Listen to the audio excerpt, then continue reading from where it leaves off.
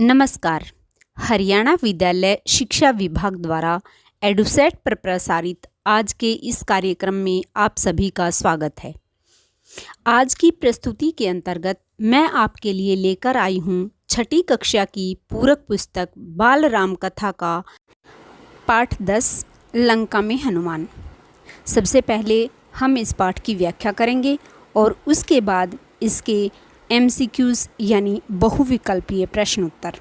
तो चलिए सबसे पहले इसकी व्याख्या करते हैं। अभी तक हमने देखा कि जामवंत ने हनुमान की शक्ति को जगा दिया ताकि वो समुद्र पार करके लंका में पहुंच सकें। आगे की कहानी अब हम इस पाठ में पढ़ते हैं। हनुमान उठे, अंगड़ाई ली, झुककर धरती को छुआ और एक ही छलांग में महेंद्र पर्वत पर जा चढ़े। कौन से पर्वत पर जा चढ़े? महेंद्र पर्वत पर। जामवंत सफल हो गए हनुमान को उनकी शक्ति याद दिलाने में। पर्वत शिखर पर खड़े हनुमान ने विराट समुद्र को देखा। उनकी आंखों में चुनौती का भाव नहीं था, समर्पण का था राम के प्रति। समुद्र यह देखकर डर गया, उसकी गरिमा नष्ट होने को थी। क्यों? क्योंकि आज तक कोई भी समुद्र को पार नहीं कर सका था, इसलिए उसे लगता था कि इसमें तेरी गरिमा नष्ट होगी, इसलिए वो डर गया। कौन? समुद्र। हनुमान ने पूर्व दिशा की तरफ मुंह करके अपने पिता को प्रणाम किया, हाथ हवा में उठाए और पर्वत पर झुककर उसे हाथ पैर से कसकर दबाया और छलांग लगा दी। अगले ही पल वह आकाश में थे, समुद्र के ऊपर तेजी से आगे बढ़ रहे थे। छलांग के समय कुछ शिलाखंड यानी इस पर्वत के कुछ टुकड़े टूटकर आसमान में उड़े और वो हनुमान के साथ साथ उड़ते रहे। लेकिन हनुमान की गति इतनी तेज थी कि वो पत्थर नीचे समुद्र में गिर गए। महेंद्र पर्वत इतना सुंदर था, वनस्पतियां और जीव जंतुओं से भरा हुआ। उनका शिखर पथरीला था। शिखर मतलब चोटी, पथरीला था, लेकिन नीचे घाटी जो थी वो मनमोहक थी। लताएं थी, वृक्ष थे। हनुमान के छलांग लगाने तक पर्वत शांत था, लेकिन छलांग के दबाव से पर्वत दरक गया यानी नीचे बैठ गया। वृक्ष कांपकर गिर गए, वन थर्रा गया, बड़ी बड़ी चट्टानें लुढ़क कर नीचे गिरने लगी। पशु पक्षी चित्कार करते हुए भागे। कई स्थानों पर जल स्रोत फूट गए यानी झरने फूट गए। कहीं धुआं उड़ने लगा, चट्टानें दहक उठी, लाल हो गई आग के गोलों की तरह। हनुमान इससे बेखबर थे, वायु की गति से आगे बढ़ रहे थे। मार्ग में उन्होंने दिशा बदली लंका जाने के लिए। उनका शरीर हिला तो बादलों में गड़गड़ाहट हुई। वे जहाँ से निकलते सब कुछ अस्थिर हो जाता। समुद्र में ऊंची ऊंची लहरें उठने लगी। उनकी परछाई समुद्र में विराट नाव की तरह दिखती थी। किसकी तरह दिखती थी? विराट नाव की तरह, कि जैसे कोई, क्योंकि उसके ऊपर थे तो ऊपर से परछाई इसकी समुद्र में दिख रही थी, ऐसा लग रहा था कोई बड़ी नाव है। समुद्र के अंदर मैनाक पर्वत था, बहुत सुंदर, चमकता हुआ, सुनहरा। मैनाक पर्वत थोड़ा सा ऊपर उठा ताकि हनुमान उस पर विश्राम कर ले, लेकिन उन्हें मैनाक पर्वत की यह सद इच्छा भी बाधा लगी। राम के काज में वह मैनाक से टकराते हुए निकल गए।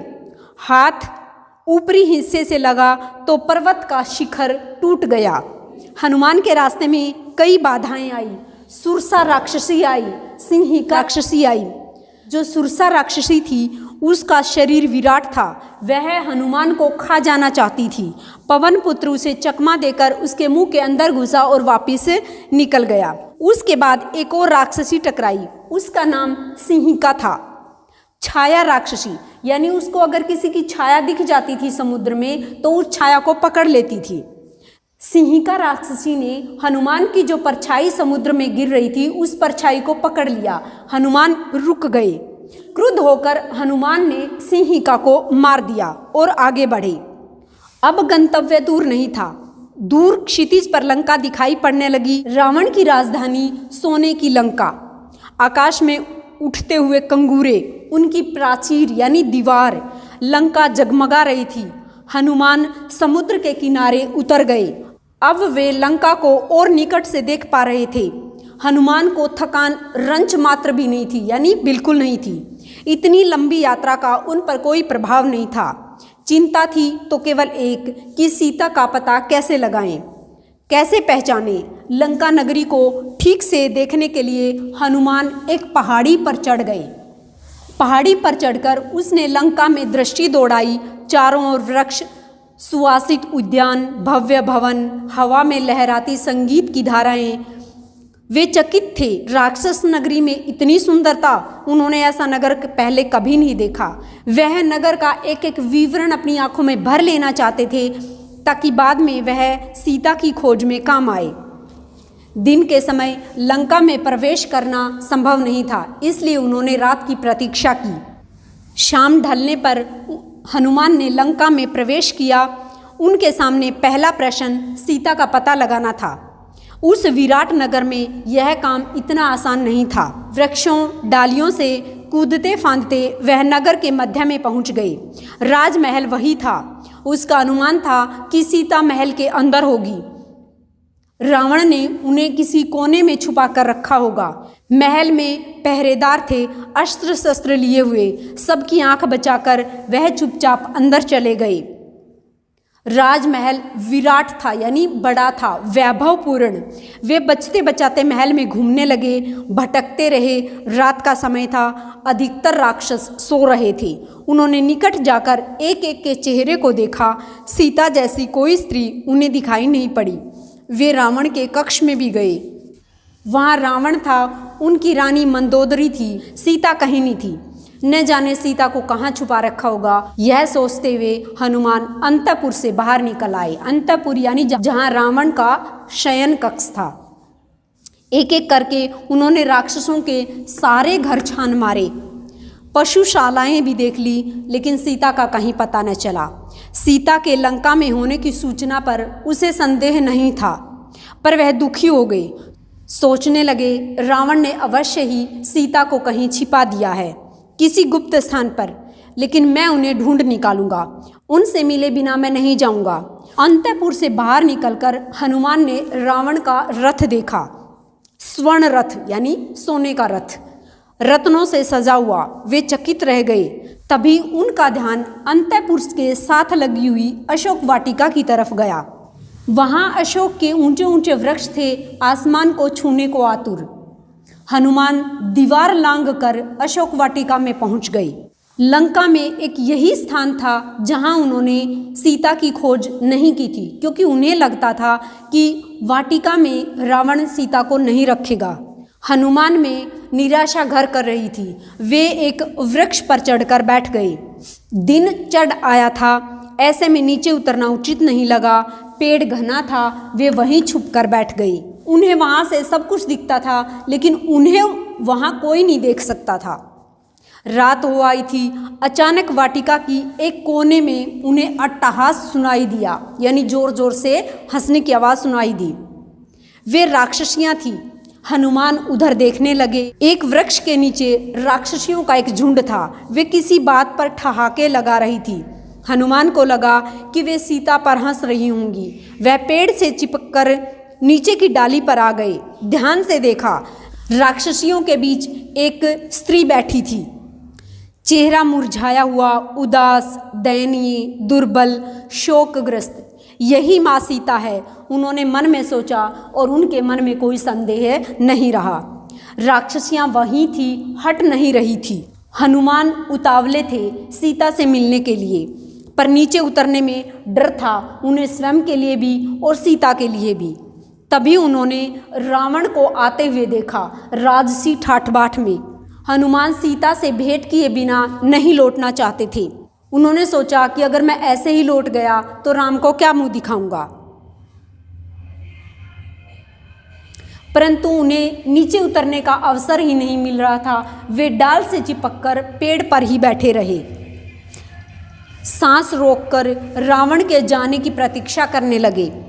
रावण ने सीता को बहलाया, फुसलाया, लालच दिया, लेकिन सीता नहीं डिगी। सीता डर से कांप रही थी, पर उन्होंने रावण की एक न सुनी, तिरस्कार किया। रावण ने कहा, तुम्हें डरने की आवश्यकता नहीं है सुमुखी, मैं तुम्हें स्पर्श नहीं करूंगा, यानी छूऊंगा भी नहीं। मैं तुम्हें अपनी रानी बनाकर रखना चाहता हूँ, मेरी बात मान लो, सुख भोग लो, अन्यथा तुम्हें तलवार से काट डालूंगा। सोच लो, तुम्हारे पास अब केवल 2 महीने बचे हैं। तो रावण ने सीता को क्या धमकी दी कि तुम्हारे पास केवल कितने महीने हैं? 2 महीने बचे हैं। फिर सीता ने रावण से कहा कि ऐसा कभी नहीं होगा दुष्ट, राम के सामने तुम्हारा अस्तित्व ही क्या है। मुझे राम के पास पहुंचा दो, वे तुम्हें क्षमा कर देंगे। तुमने ऐसा नहीं किया तो तुम्हारा सर्वनाश निश्चित है। तुमने अपराध किया है, तुम्हें कोई नहीं बचा सकता। मूर्ख राक्षस, तुम्हारा अंत निकट है। रावण क्रोध से पैर पटकता हुआ वापस चला गया। रात गाढ़ी होती जा रही थी। रावण के जाने पर राक्षसियों ने सीता को घेर लिया, उन्हें डराने लगी, धमकाने लगी और बोली, तुम मूर्ख हो, रावण का प्रस्ताव स्वीकार क्यों नहीं कर लेती? यह रावण नगरी है, यहाँ तुम्हारा राम कभी नहीं आएगा, तुम्हें कोई नहीं बचा सकती। लेकिन राक्षसियों में एक राक्षसी थी त्रिजटा। क्या नाम था? त्रिजटा। तो ये जो राक्षसी थी ये उन सब से अलग थी। उस त्रिजटा राक्षसी ने बाकी राक्षसियों को कहा कि मैंने एक सपना देखा है कि पूरी जो लंका है वो समुद्र में डूब गई है, सब नष्ट हो गया है। यह मेरा सपना अच्छा नहीं है, कहीं वह सीता के दुख से तो नहीं जुड़ा हुआ। सीता की हिचकियां बंध गई, वह विलाप करने लगी। देर रात राक्षसियां एक एक कर अशोक वाटिका से चली गई। सीता वाटिका में अकेली थी। यह अच्छा अवसर है, लेकिन हनुमान पेड़ से नहीं उतरे। वो पेड़ पर बैठे बैठे ही राम का गुणगान करने लगे, राम की कथा गाने लगे। सीता रावण की नगरी में राम की चर्चा सुनकर चौंक उठी। उसने ऊपर देखा जिधर से आवाज आ रही थी और पूछा कि तुम कौन हो? हनुमान नीचे उतर आए। उन्होंने सीता को प्रणाम किया और जो राम ने अंगूठी दी थी वो सीता माता को दी और बताया कि हे माता, मैं श्री राम का दास हूँ, किष्किंधा के वानर राज सुग्रीव का अनुचर।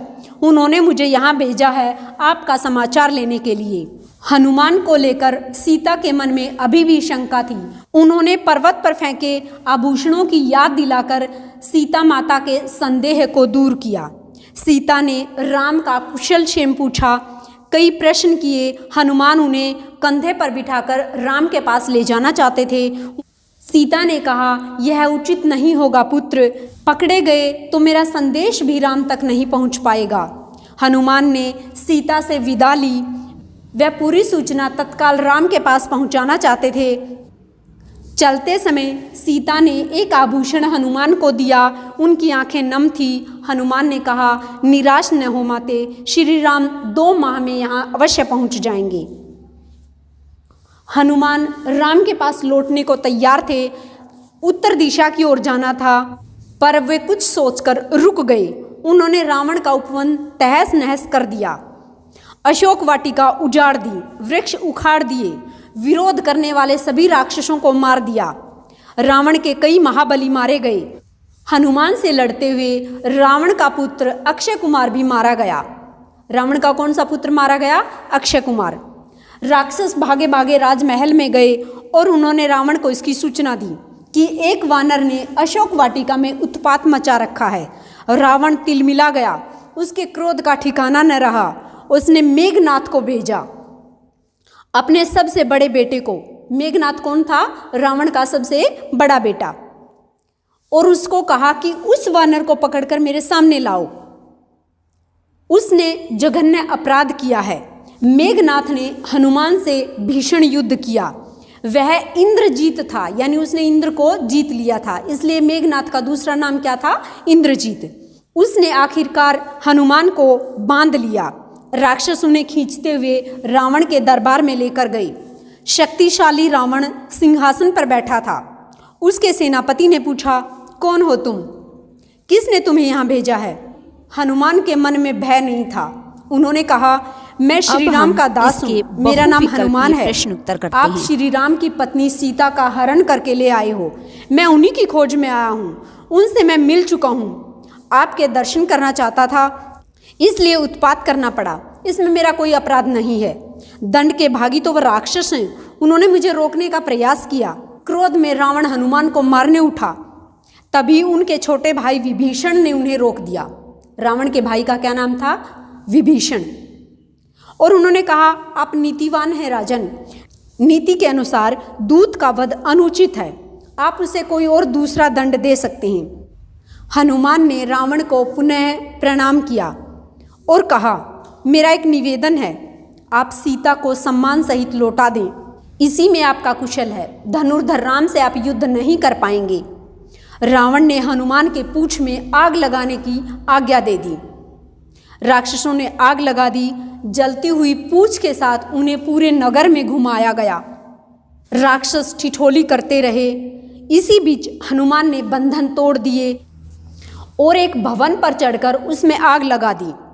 एक से दूसरी अटारी पर कूदते हुए उसने सभी भवनों पर आग लगा दी। हाहाकार मच गया। लंका जल रही थी। धू धू कर राक्षस विलाप कर रहे थे। अचानक हनुमान को सीता की चिंता हुई। वे अशोक वाटिका की ओर भागे। डर था कि कहीं आग उन तक न पहुंच गई हो। सीता सकुशल थी।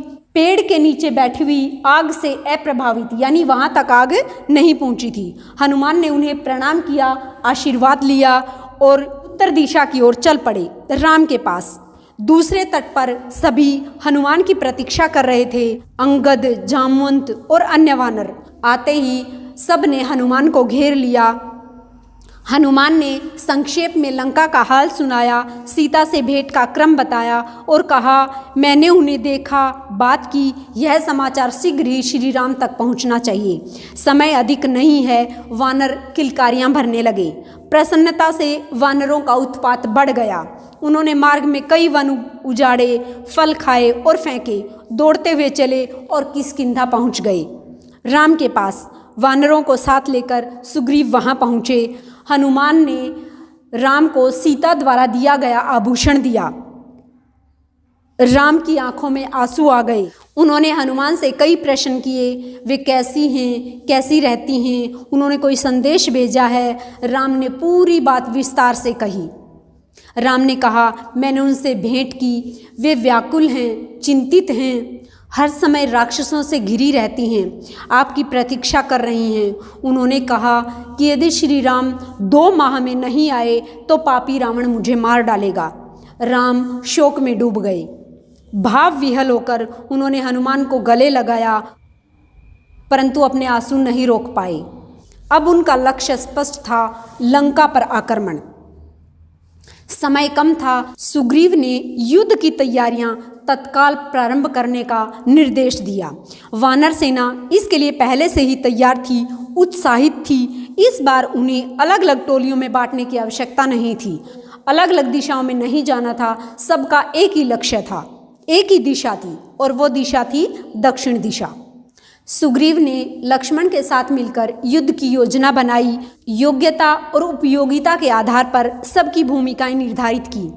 हनुमान, अंगद, जामवंत, नल और नील को आगे रखा गया।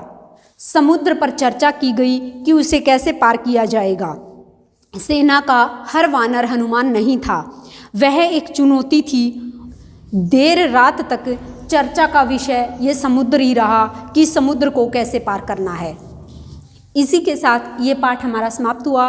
तो इस पाठ में हमने देखा कि हनुमान की शक्ति को जामवंत जगा देते हैं और हनुमान महेंद्र पर्वत पर चढ़कर समुद्र को पार कर देते हैं। रास्ते में कई रुकावट आती हैं, जैसे मैनाक पर्वत उन्हें रोकने की कोशिश करता है, सुरसा राक्षसी और सिंहिका राक्षसी उन्हें रोकने का प्रयास करती हैं, लेकिन आखिरकार हनुमान लंका में पहुंच जाते हैं। वहाँ पहुंचते हैं तो दिन था, इसलिए वो रात की प्रतीक्षा करते हैं। रात को लंका में घुसकर वो हर महल में चेक करते हैं कि सीता कहाँ है, लेकिन सीता कहीं नहीं मिलती और आखिर में वो अशोक वाटिका में उन्हें सीता दिखाई देती है। हनुमान सीता माता को राम की भेंट अंगूठी देते हैं और उन्हें राम का हालचाल बताते हैं। सीता माता भी हनुमान को एक आभूषण देती हैं ताकि वो राम को दे सकें और वो पहचान जाएं कि हनुमान सीता से मिल चुके हैं। इसके बाद हनुमान अशोक वाटिका में उत्पात मचाते हैं तो राक्षस उन्हें रोकते हैं और इसी दौरान हनुमान रावण के पुत्र अक्षय कुमार को मार देते हैं। उसके बाद रावण मेघनाथ को हनुमान को पकड़ने के लिए भेजते हैं। मेघनाथ हनुमान को पकड़कर दरबार में लेकर जाते हैं तो रावण उन्हें मारना चाहता है। तो रावण का जो छोटा भाई विभीषण है वो उन्हें बताते हैं कि दूत को कभी मारा नहीं जाता, और रावण जो है हनुमान की पूंछ पर आग लगाकर लंका में घुमाते हैं। फिर हनुमान अपने बंधनों को तोड़ देते हैं और एक भवन पर चढ़कर उसे आग लगा देते हैं, और फिर धीरे धीरे एक भवन से दूसरे भवन पर चढ़कर पूरी लंका में आग लगा देते हैं और लंका धू धू कर जलने लगती है। अंत में हनुमान वापस सीता माता के पास ये देखने आते हैं कहीं सीता माता तक आग तो नहीं पहुंच गई। वो उन्हें सुरक्षित पाते हैं तो सीता माता से विदा लेकर हनुमान उत्तर दिशा की तरफ राम से मिलने चल पड़ते हैं। फिर हनुमान राम के पास पहुंचकर इन सारी घटनाओं को विस्तार से बताते हैं और सुग्रीव और लक्ष्मण मिलकर लंका पर आक्रमण की योजना बनाते हैं कि किस प्रकार लंका पर आक्रमण किया जाए, कैसे समुद्र को पार किया जाए। इसी में पूरी रात बीत जाती है। यहीं हमारा पाठ समाप्त हुआ। अब हम इसी पाठ के MCQs यानी बहुविकल्पीय प्रश्न उत्तर करते हैं। प्रश्न नंबर 1 है, हनुमान ने समुद्र को पार करने के लिए कौन से पर्वत से छलांग लगाई? ऑप्शन है क मैनाक पर्वत से, ख महेंद्र पर्वत से, ग हिमालय पर्वत से या घ प्रश्रवण पर्वत से। सही उत्तर ख है महेंद्र पर्वत से। प्रश्न 2 है, हनुमान ने पूर्व दिशा की ओर मुंह करके किसे प्रणाम किया? ऑप्शन है क अपनी माता को, ख अपने मित्र को, ग अपने पिता को या घ इनमें से कोई नहीं। सही उत्तर ग है अपने पिता को। प्रश्न 3 है, समुद्र के अंदर स्थित सुनहरे पर्वत का क्या नाम था? ऑप्शन है क मैनाक पर्वत, ख ऋष्यमुख पर्वत, ग प्रश्रवण पर्वत और घ महेंद्र पर्वत। सही उत्तर क है मैनाक पर्वत। प्रश्न 4 है, समुद्र में हनुमान को कौन सी राक्षसी खा जाना चाहती थी? ऑप्शन है क ताड़का, ख शूर्पणखा, ग सुरसा और घ सिंहिका। सही उत्तर ग है सुरसा। प्रश्न 5 है, समुद्र में हनुमान की परछाई किस राक्षसी ने पकड़ी? ऑप्शन है क त्रिजटा ने, ख सुरसा ने, ग ताड़का ने या घ सिंहिका ने। सही उत्तर घ है सिंहिका ने। प्रश्न नंबर 6 है, हनुमान ने लंका में कब प्रवेश किया यानी किस समय प्रवेश किया? ऑप्शन है क है सुबह के समय, ख शाम ढलने पर, ग दोपहर के समय और घ सूरज निकलने पर। सही उत्तर ख है शाम ढलने पर। प्रश्न 7 है, लंका में अंतःपुर से बाहर हनुमान ने क्या देखा? ऑप्शन है क रावण के सैनिक, ख रावण के हथियार, ग रावण का रथ और घ रावण का विमान। सही उत्तर ग है रावण का रथ। यहाँ रच लिखा हुआ है, ये रथ है। अगला प्रश्न नंबर 8 है, हनुमान को सीता कहाँ मिली? ऑप्शन है क अशोक वाटिका में, ख अंतःपुर में, ग राजमहल में और घ इनमें से कहीं नहीं। सही उत्तर क है अशोक वाटिका में। प्रश्न 9 है, अशोक वाटिका में पहुंचकर सबसे पहले हनुमान ने क्या देखा? ऑप्शन है क पक्षियों का झुंड, ख हाथियों का झुंड, ग हिरणों का झुंड या घ राक्षसियों का झुंड। सही उत्तर घ है, राक्षसियों का झुंड। प्रश्न 10 है, सीता के पास रावण की रानी बनने का प्रस्ताव स्वीकार करने में कितने महीने शेष बचे थे? ऑप्शन है क 2 महीने, ख 3 महीने, ग 4 महीने या घ 5 महीने। सही उत्तर क है 2 महीने। प्रश्न 11 है, हनुमान ने सीता को कैसे विश्वास दिलाया कि वह राम का सेवक है? ऑप्शन है क राम की खड़ाऊ दिखाकर, ख राम का धनुष दिखाकर, ग राम की दी हुई अंगूठी दिखाकर या घ इनमें से कोई नहीं। सही उत्तर ग है, राम की दी हुई अंगूठी दिखाकर। प्रश्न नंबर 12 है, तुम्हें कोई नहीं बचा सकता मूर्ख राक्षस, तुम्हारा अंत निकट है। ये वाक्य किसने किसको कहे? ऑप्शन है क सीता ने रावण को, ख सीता ने मेघनाद को, ग सीता ने कुंभकर्ण को या घ त्रिजटा ने रावण को। सही उत्तर क है, सीता ने रावण को। प्रश्न नंबर 13 है, हनुमान से लड़ते हुए रावण का कौन सा पुत्र मारा गया? ऑप्शन है क मेघनाद, ख अतिकाय, ग विरूपाक्ष या घ अक्षकुमार। सही उत्तर घ है, अक्षकुमार। प्रश्न 14 है, इंद्र को परास्त करने के कारण मेघनाद का नाम क्या पड़ा? ऑप्शन है क इंद्र विजय, ख इंद्रजीत, ग इंद्रमणि या घ इनमें से कोई नहीं। सही उत्तर ख है, इंद्रजीत। प्रश्न 15 है, हनुमान को बांधकर रावण के सामने कौन लाया? ऑप्शन है क इंद्रजीत, ख नरांतक, ग त्रिशिरा या घ अतिकाय। सही उत्तर क है, इंद्रजीत या इन्हीं का दूसरा नाम मेघनाद था।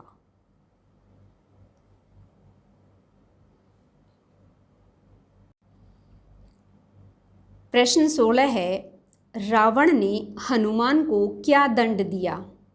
ऑप्शन है क उसे बंदी बना लिया, ख उसकी पूंछ में आग लगाने की आज्ञा दी, ग उसकी पूंछ कटवा दी या घ इनमें से कोई नहीं। सही उत्तर ख है, उसकी पूंछ में आग लगाने की आज्ञा दी।